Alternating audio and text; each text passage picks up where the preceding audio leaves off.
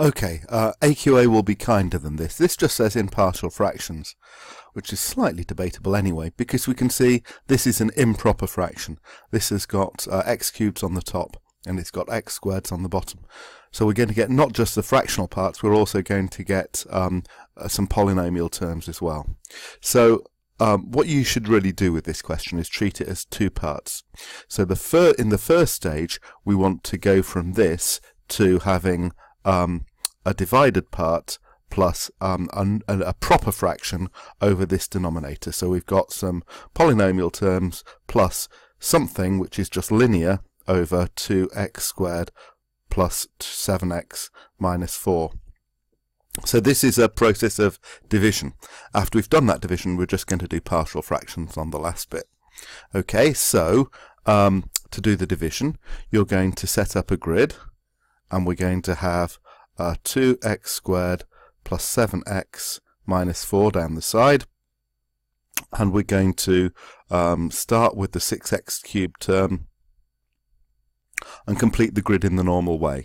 So this is going to turn into 2x squared plus 7x minus 4 times a bracket that you need to fill in, and that bracket will come from whatever you discovered you need to multiply that by to generate the first two terms here.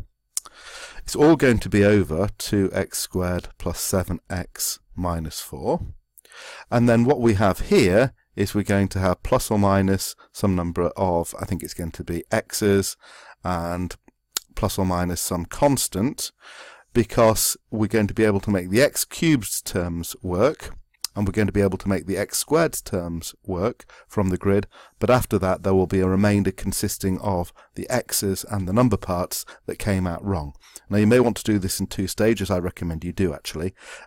These terms here will be the x terms, and this term here will be the constant term, and these terms are actually contained in this multiplication.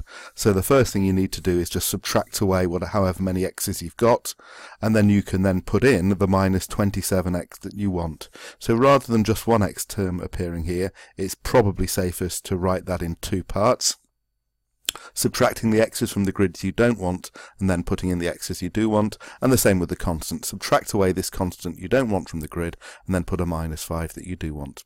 So that will take you to this stage, and then for the fractional part, the part that's going to be at the end, that will just be this bit.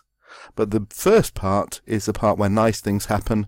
For this fraction here, okay, if you wrote that separately, the factor of 2x squared plus 7x minus 4 is going to cancel, so the contents of this bracket are all that you end up with there. So that's the first stage. You've now done a division, you've got a proper fraction and some polynomial terms, and then for the second part you need to put this bit into partial fractions. So you're going to take whatever you had on the top, you're going to factorize the bottom into two brackets. It's partial fractions, so the format for that is going to be a over the first bracket plus b over the second bracket.